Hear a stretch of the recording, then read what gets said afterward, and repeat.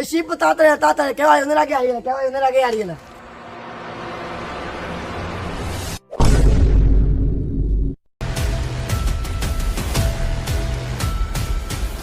এই বৃষ্টির দিনে হ্যাঁ গান একটু ভালো লাগে না।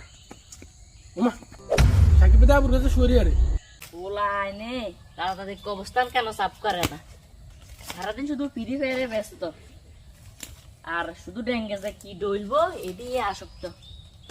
ওরো আবুর কাছে সরি আরে কোন ওরো সাকিব ভাই শিখবে না বাদ দে, আর কাছে তো আর না আর কি যায় পুরো অনেক কে গিয়ে তো ধরা খাইলে আমরা তুই সাকিব আবুর কাছে তো সরি আর শুনলে আমি শুনলাই না তো নাকি চুরি করি শিয়াব না বলে তুই সরি আর সরি কাছে কেন উঠাইলি কিনলে আর এনে তো চুরি পাতি নেই এখন সব স্বাস্থ্য তো বড়ি গেছে আবুর পরে কইলে আবুর চুরি কোনো যে ভাই পিল্লাকে চুরি কথা কইছিলাম অন্ত ধরা খাইছে তোরা চুরির কথা কইছি নি? আরে না চুরি না তো না আমার বাপরে আমরা চুরি করি নাই রাসূল সাল্লাল্লাহু আলাইহি সাল্লাম বলেছে যে রক্ত মাংস হারাম খাদ্য দিয়ে গড়া তা জাহান্নামের জন্য।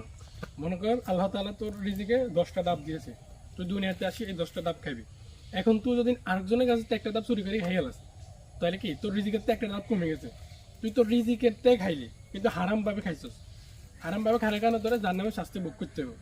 আর তুই যদি হারাম ভাবে না খাই হালাল ভাবে খাইতি, একদিন পরে খাইতি হালাল ভাবে খাইতি, তাহলে কিন্তু তোর জাহান্নামের ভোগ করতে হতো না। তুই মানুষ কিন্তু চুরি করে কিন্তু এদের যে রিজিক আছে রিজিকের বাইরে খাইতে হয় না, সেই রিজিকে খায় কিন্তু হারাম ফন্তায় খানোর কারণে কি জাহান্নামে যেতে হয়। আর চুরি করবি নি আর তুই যদি কোনো ভুল করি আল্লাহর কাছে ক্ষমা চাস, আল্লাহ কিন্তু মাফ করে দিব। মনে কর তুই না মনে হতো অন্তত যেন আল্লাহর কাছে মাফ চাস, আল্লাহ তালা কি মাফ করে দিব। কিন্তু যেন অন্যের হক খাস, অন্যের হক নষ্ট কর, তাহলে যতক্ষণ পর্যন্ত ওই যাদের হক নষ্ট করছস এতে যদি মাফ না করে তাহলে কিন্তু আল্লাহ তালা এতক্ষণ মাফ করতো না। ওরো অনেক কেন আইছে এদের মধ্যে চুরি কিন্তু ধরা খাইব না, সাই টু সাই আই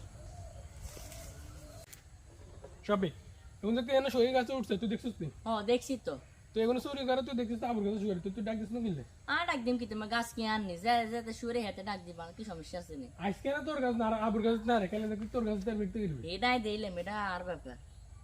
শুন রাসূল সাল্লাল্লাহু আলাইহি সাল্লাম বলছে যে ব্যক্তি অন্যায় দেখে প্রতিরোধ না করে তার উপরে আল্লাহর শাস্তি অবতীর্ণ হবে। কারণ বুঝ তুই কি চুরি করছিস তো দেখছিস কিন্তু ডাক দিস না, তো তুই তো সমান অপরাধী, তুই তো অপরাধ করছিস।